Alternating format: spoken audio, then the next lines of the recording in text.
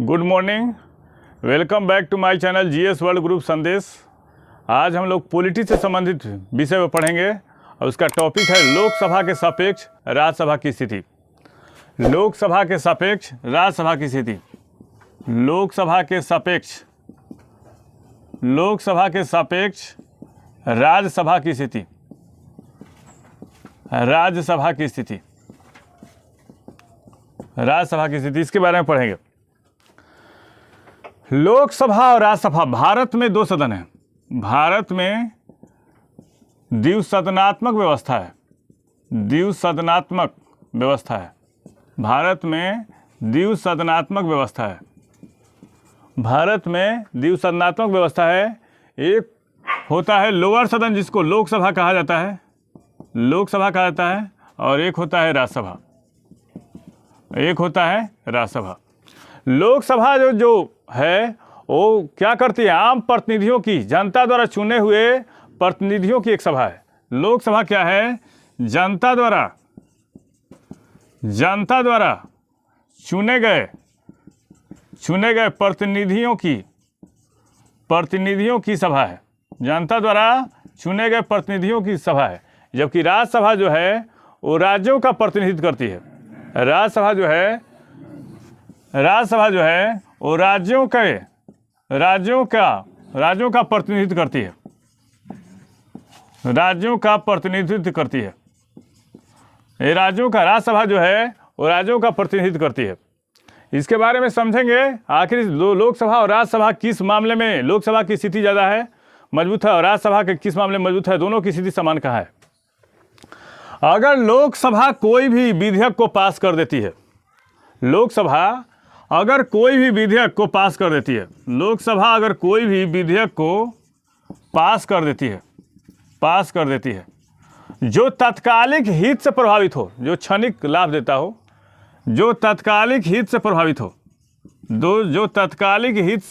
हो, तत्कालिक हित से प्रभावित हो, अगर ये मामला लोकसभा से पास होकर राज्यसभा में जाता है तो राज्यसभा इसको रोक देती है। क्योंकि ऐसे विधेयक पास नहीं किए जा सकते हैं जिससे तत्कालिक प्रभावित हो, दीर्घकालिक नीतियों पर संकट हो। राज्यसभा जो है तत्कालिक और दीर्घकालीन नीतियों के बीच सामंजस्य स्थापित करती है। समझेंगे, लोकसभा द्वारा कोई भी ऐसा विधेयक पास किया जाता है, ऐसा कोई विधेयक पास किया जा रहा हो जो तत्कालिक फायदा पहुंचाता हो, तो वैसे विधेयक को राज्यसभा रोक देगा, पास नहीं करेगा। राज्यसभा क्या करता है? वो तात्कालिक और दीर्घकालिक नीतियों के बीच क्या करता है? सामंजस्य स्थापित करता है, उस विधेयक को रोक देगा, क्योंकि ये जनता के अनुकूल नहीं है। ऐसे विधेयक को पास नहीं होने देगा राज्यसभा जो राज्यों की सीमाओं में या विषयों में अतिक्रमण करता हो, ऐसे विधेयक को पास नहीं होने देता है। मतलब लोकसभा कोई ऐसा विधेयक पास नहीं करेगा जो देश के कल्याणकारी योजनाओं और तत्कालिक हितों से प्रभावित हो। वैसी योजनाओं को लोकसभा जो है, राज्यसभा जो है, लोकसभा का ऐसे विधेयक को कहीं पास नहीं होने देगा जो जनता के कल्याणकारी नहीं हो और दीर्घकालीन नहीं हो और तत्कालिक और दीर्घकालीन नीतियों के बीच सामंजस्य पैदा नहीं करता हो। ऐसे विधेयक को पास नहीं होने देता है। राज्यसभा में जो होता है, राज्यसभा की संरचना जो है, राज्यसभा जो एक अस्थायी सदन है। राज्यसभा जो है एक अस्थायी सदन है, जबकि लोकसभा जो है, लोकसभा का हर 5 साल के बाद विघटन हो जाता है। लोकसभा का हर 5 साल के बाद क्या होता है? विघटन हो जाता है, जबकि राज्यसभा का कभी विघटन नहीं होता है। राज्यसभा एक अस्थायी सदन है। अब किस मामले में लोकसभा की स्थिति मजबूत है और किस मामले में राज्यसभा की स्थिति मजबूत है, इसके बारे में जानने का कोशिश करेंगे।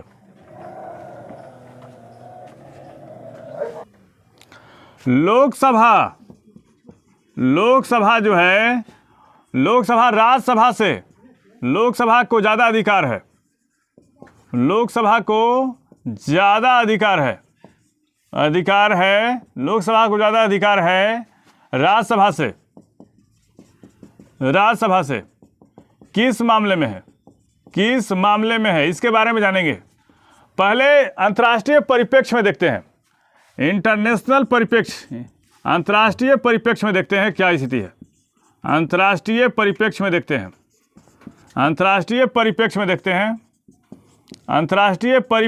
देखते हैं। अमेरिका की स्थिति देख लीजिए।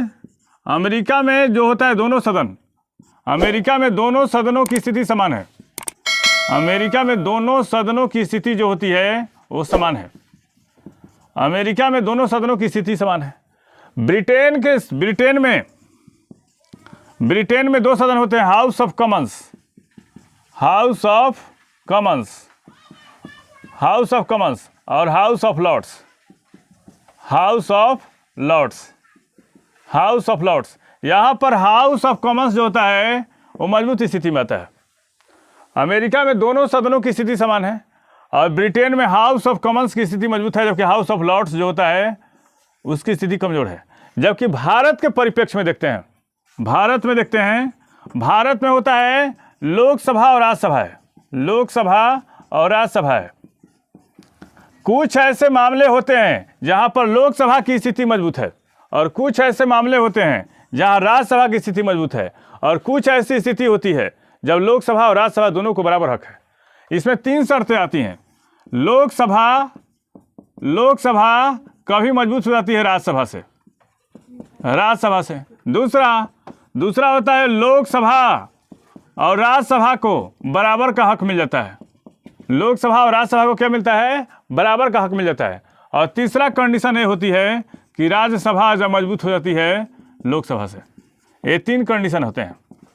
भारतीय संसदीय व्यवस्था में 3 ऐसे कंडीशन पाए जाते हैं। कुछ ऐसे मामले ऐसे हैं जहां पर लोकसभा राज्यसभा से मजबूत पड़ जाती है। कुछ ऐसे मामले होते हैं जहां लोकसभा और राज्यसभा के दोनों को बराबर हक है और कुछ ऐसे मामले होते हैं जहां राज्यसभा मजबूत पड़ जाती है लोकसभा से। इसके बारे में हम चर्चा करेंगे। लोकसभा राज्यसभा से किस स्थिति में मजबूत आती है पहले कंडीशन में। दूसरा कंडीशन है लोकसभा और राज्यसभा को बराबर हक कब मिलता है। और तीसरा कंडीशन जब राज्यसभा लोकसभा से कब मजबूत स्थिति में आती है।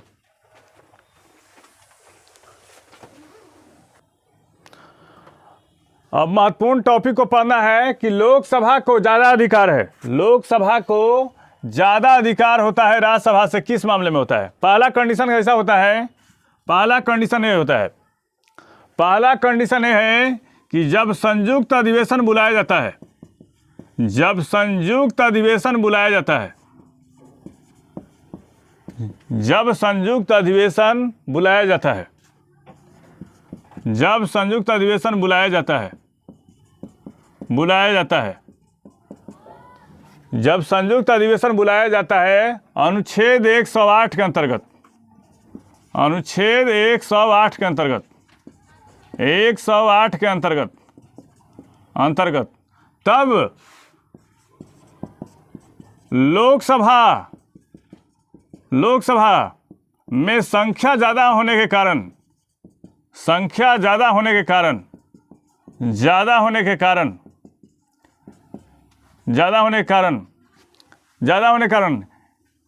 लोकसभा प्रभावी हो जाता है। लोकसभा जो होता है, लोकसभा कार्यपालिका पर प्रभावी हो जाता है।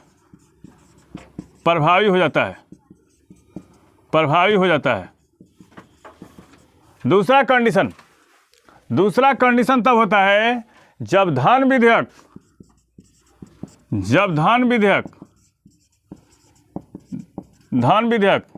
तथा वित्त विधेयक, जब धन विधेयक 110 और वित्त विधेयक अनुच्छेद 117, जब धन विधेयक और वित्त विधेयक को लोकसभा में पारित कर दिया जाता है, लोकसभा में पारित कर दिया जाता है, तो राज्यसभा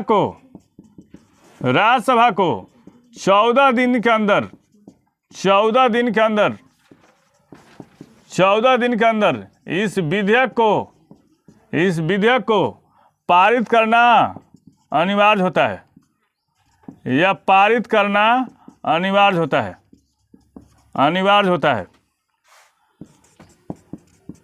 पारित करना अनिवार्य होता है। अगर इस विधेयक को राज्यसभा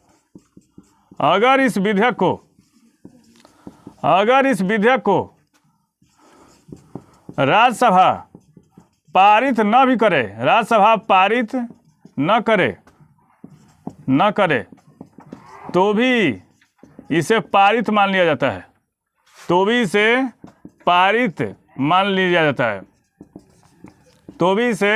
पारित मान लिया जाता है। तीसरा कंडीशन मंत्रिपरिषद लोकसभा के प्रति उत्तरदायी होते हैं। मंत्रिपरिषद जो होता है लोकसभा के प्रति उत्तरदायी होता है। मंत्रिपरिषद जो होता है लोकसभा के प्रति उत्तरदायी होता है। मंत्रिपरिषद जो क्या होता है वो लोकसभा के प्रति उत्तरदायी होता है। अतः कार्यपालिका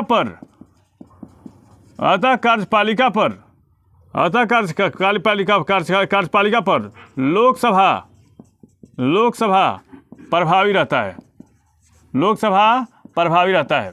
इसको समझाने का प्रयास करते हैं कि लोकसभा को राज्यसभा के बानिस्पत कहाँ ज़्यादा हक है, इसके बारे में हम समझाएंगे।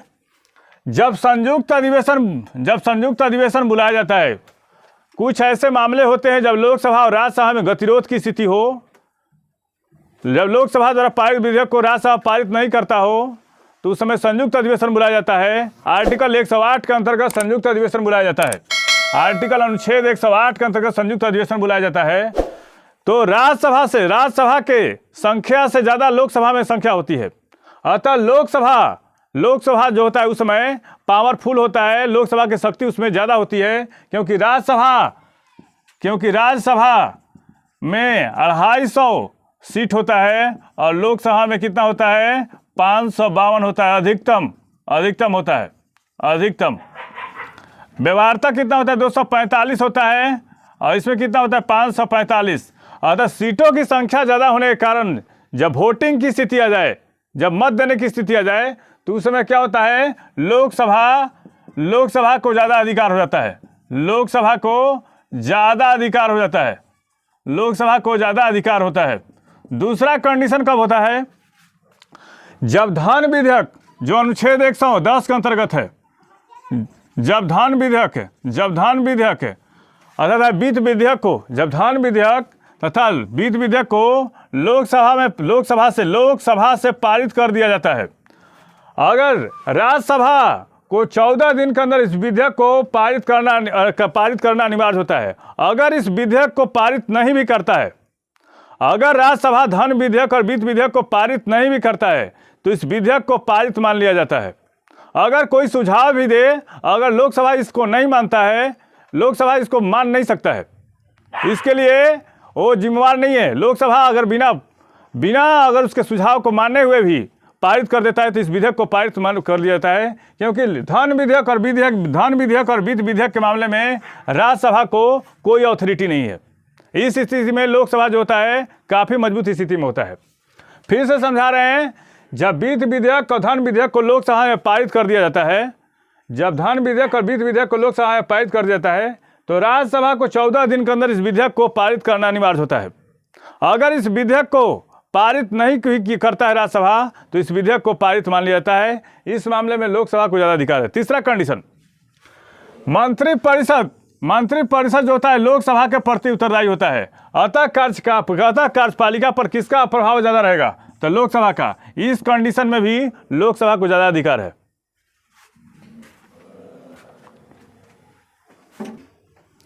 लोकसभा और राज्यसभा की समान स्थिति किसे पाई जाती है?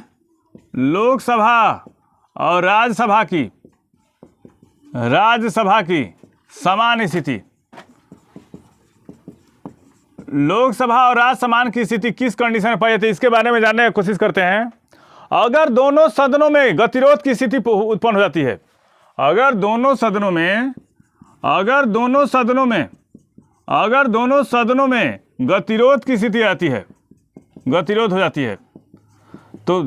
जाती है, तो ऐसे संघीय संतुलन पर काफ़ी असर पड़ता है। ऐसे क्या होता है, संघीय संतुलन पर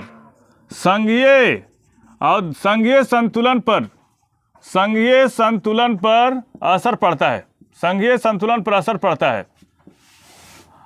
अतः कुछ ऐसे मामले होते हैं जहां पर संयुक्त अधिवेशन नहीं बुलाया जा सकता है। कुछ ऐसे मामले होते हैं जहां पर संयुक्त अधिवेशन नहीं बुलाया सकता है, उसको अलग अलग सदनों द्वारा पारित कराया जाता है। ऐसे भी मामले आते हैं, उस समय संयुक्त अधिवेशन नहीं बुलाया जा सकता है। जैसे अगर किसी उच्च पद पर बैठे व्यक्ति को हटाना हो, या तो उस स्थिति में जो है दोनों सदनों की स्थिति समान हो जाती है। आइए देखते हैं किन किन स्थिति में दोनों सदनों की स्थिति समान हो जाती है, इसके बारे में जानने की कोशिश करते हैं।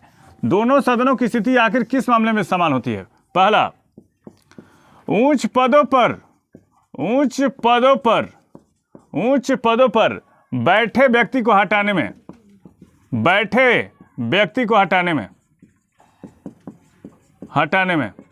दूसरा, उच्च पदों पर बैठे व्यक्ति को हटाने में। दूसरा, अनुच्छेद 356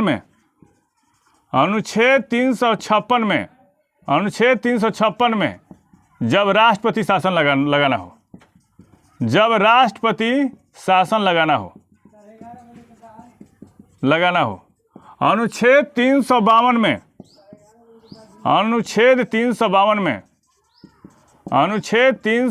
में जब राष्ट्रीय आपात लगाना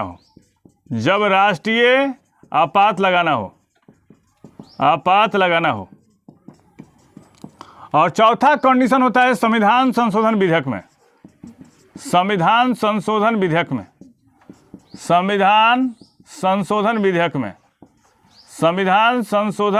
विधेयक में ये चार ऐसे कंडीशन होते हैं जहां पर लोकसभा और राज्यसभा की स्थिति समान होती है।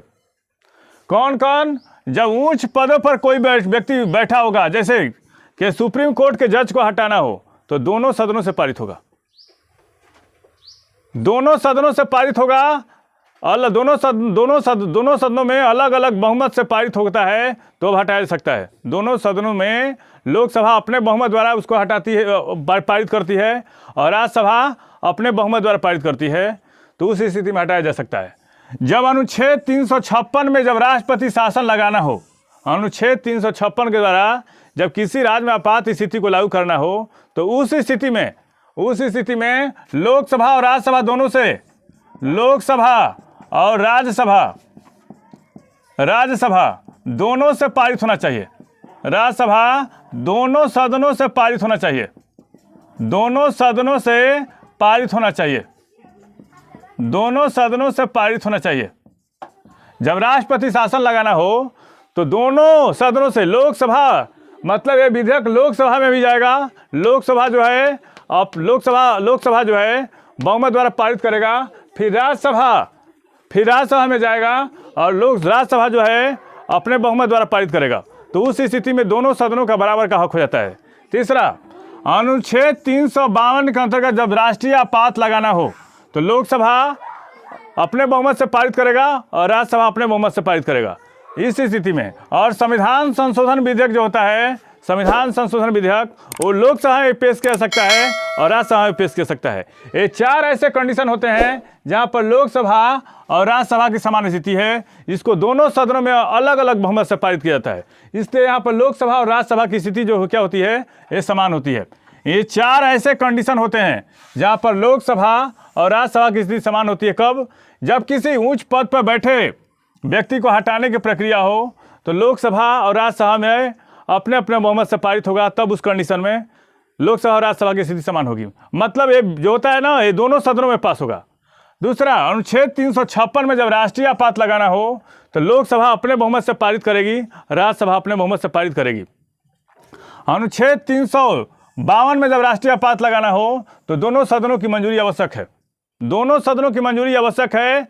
और अनुच्छेद 356 में भी दोनों सदनों की मंजूरी आवश्यक है, अलग अलग नहीं। इसमें किसी भी लोकसभा का कोई ज़्यादा हक नहीं होता है, राज्यसभा का कोई ज़्यादा हक नहीं होगा। इनमें दोनों सदनों की मंजूरी आवश्यक होती है और संविधान संशोधन विधेयक में भी दोनों सदनों की मंजूरी आवश्यक होती है। अतः इस कंडीशन में, इन चारों कंडीशन में लोकसभा और राज्यसभा की स्थिति जो होती है वो समान होती है।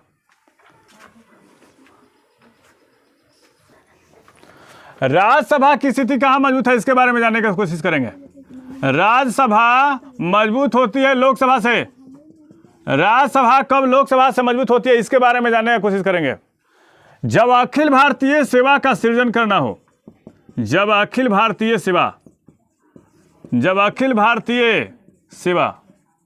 अनुच्छेद 312, अखिल भारतीय सेवा अनुच्छेद 312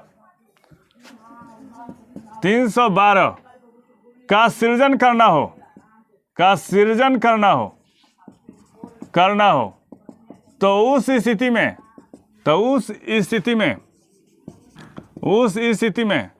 राज्यसभा 2/3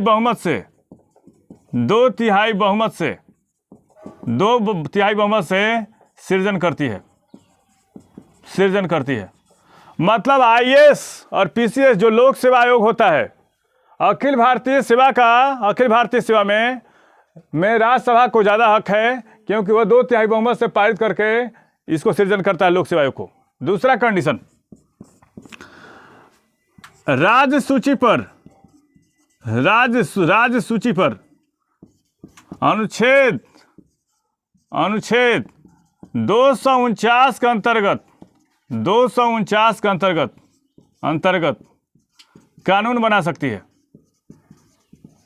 सकती है। राज्यसभा जो होता है वो राज्य सूची पर अनुच्छेद 249 के अंतर्गत कानून बना सकती है, जबकि लोकसभा को हक नहीं है। तीसरा, उपराष्ट्रपति को हटाने के लिए राज्यसभा में प्रस्ताव लाया जाता है। राज्यसभा में प्रस्ताव लाया जाता है। उपराष्ट्रपति को हटाने के लिए राज्यसभा में प्रस्ताव लाया जाता है। और राज्यसभा बहुमत द्वारा पारित कर देती है। बहुमत द्वारा पारित कर देती है। तो लोकसभा की सहायता से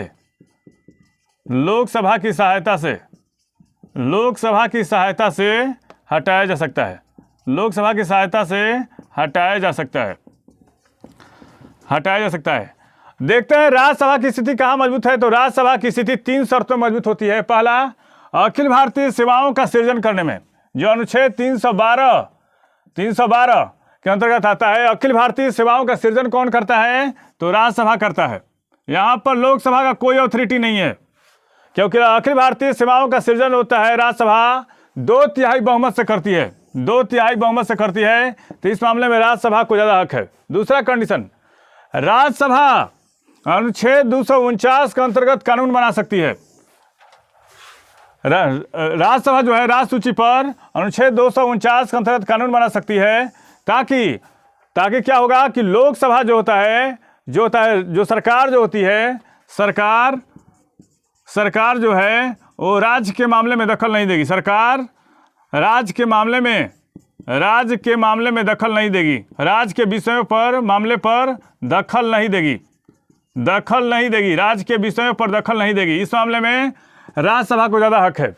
और तीसरा कंडीशन, उपराष्ट्रपति को हटाने के लिए राज्यसभा में प्रस्ताव लाया जाता है। अगर राज्यसभा बहुमत द्वारा पारित कर देती है, तो लोकसभा की सहायता से हटाया जा सकता है। ये 3 ऐसे मामले होते हैं जहां पर राज्यसभा को ज़्यादा हक है और लोकसभा को कम है।